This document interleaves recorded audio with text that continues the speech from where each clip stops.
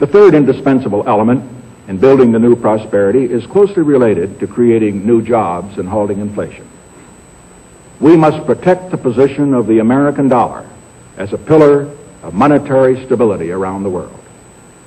In the past 7 years, there's been an average of one international monetary crisis every year. Now, who gains from these crises? Not the working man, not the investor, not the real producers of wealth. The gainers are the international money speculators. Because they thrive on crises, they help to create them. In recent weeks, the speculators have been waging an all-out war on the American dollar. The strength of a nation's currency is based on the strength of that nation's economy. And the American economy is by far the strongest in the world.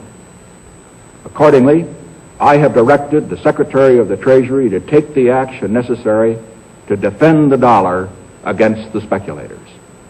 I have directed Secretary Connally to suspend temporarily the convertibility of the dollar into gold or other reserve assets, except in amounts and conditions determined to be in the interest of monetary stability and in the best interest of the United States. Now, what is this action, which is very technical, what does it mean for you?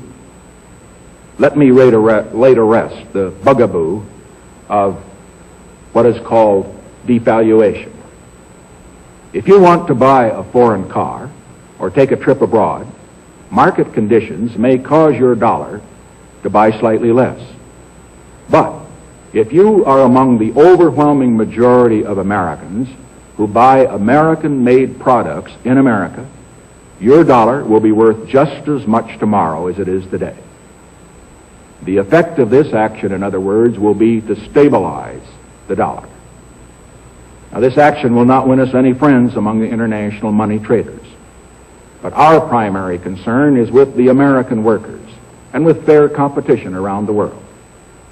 To our friends abroad, including the many responsible members of the international banking community who are dedicated to stability and the flow of trade, I give this assurance. The United States has always been and will continue to be a forward-looking and trustworthy trading partner. In full cooperation with the International Monetary Fund and those who trade with us, we will press for the necessary reforms to set up an urgently needed new international monetary system. Stability and equal treatment is in everybody's best interest. I am determined that the American dollar must never again be a hostage in the hands of international speculators. I'm taking one further step to protect the dollar, to improve our balance of payments, and to increase jobs for Americans. As a temporary measure, I am today imposing an additional tax of 10% on goods imported into the United States.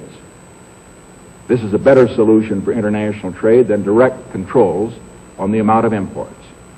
This import tax is a temporary action. It isn't directed against any other country. It's an action to make certain that American products will not be at a disadvantage because of unfair exchange rates. When the unfair treatment is ended, the import tax will end as well.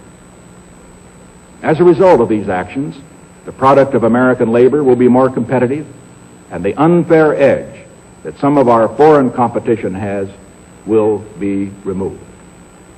This is a major reason why our trade balance has eroded over the past 15 years.